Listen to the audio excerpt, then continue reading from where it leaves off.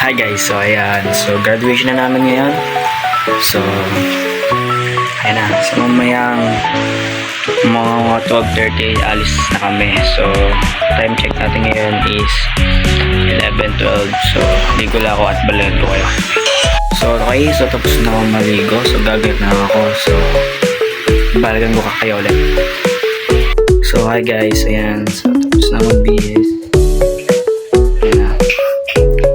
Hintayin ko na lang mag 12:30 and then alis na kami ni mama. So, yun lang. Hintayin ko mag 12:30. So, nanonood lang ako ng One Piece. Ito pa, tapos the One Piece, yung anime.